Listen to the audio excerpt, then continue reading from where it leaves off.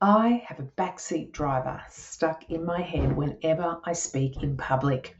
It's that voice that says, "Oh, you're going a bit fast there," or "I don't think you should try that park, you're going to mess that up," or "Are you sure you know where you're going?" Maybe you have a backseat driver when you're speaking in public too. It's loud, it's annoying, and frankly, it's full of fear. But here's the thing, it's also not driving the car. We are. And we might not be able to kick it out of the car, but what we can do is turn the volume down, remind it who's in charge, and most importantly, keep our eyes on the road.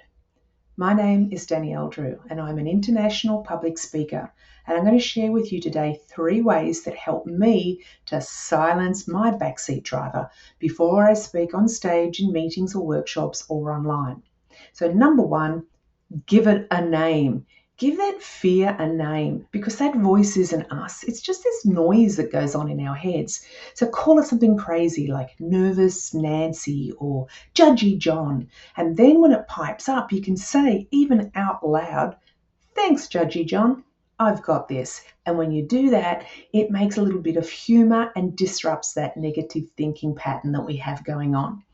Number 2, breathing. Now, breathing is really important, right? If you're not breathing, you're generally in kind of a bad state, really. So, breathing is really important. But how I breathe before I go and speak on stage or in any kind of public speaking forum can make a big difference. So, what I find works really well for me is what's known as box breathing. And that's when you breathe in for the count of 4, hold for the count of 4, breathe out for the count of 4, and hold for the count of 4 again. I do this religiously whenever I have to speak in public, including right before this video today.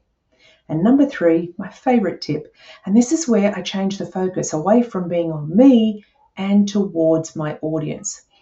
When I get stuck in my head thinking, "How am I doing?" or "What are they thinking about me?" I recognize that I'm in what's known as self-protection mode.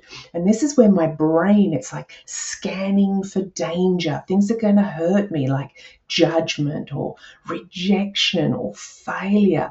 All of those things, my brain's looking for them. And that's when nerves and self-doubt can really creep in and that voice just takes over in my head.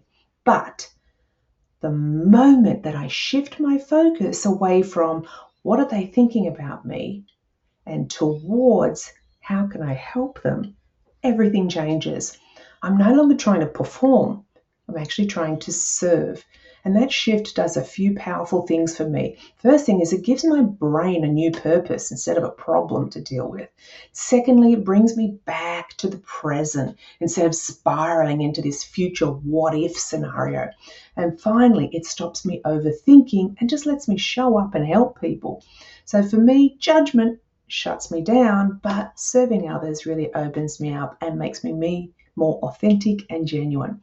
So that one question, how can I help my audience, really brings me back to the version of myself that I want to be. I want to be calm and real and ready. So those are my 3 top tips to silence that backseat driver, that self-doubt, and to help me become more confident and less anxious when I'm speaking to an audience.